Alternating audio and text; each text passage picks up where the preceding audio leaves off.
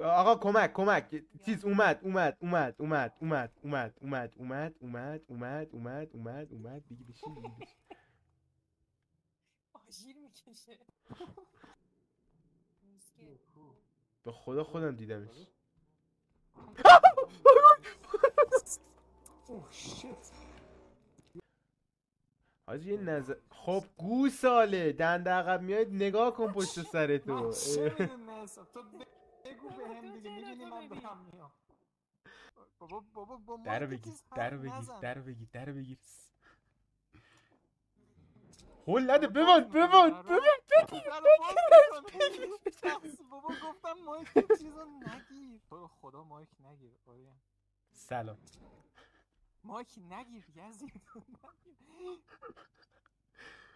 کجا ناموسم سلام سر رفت.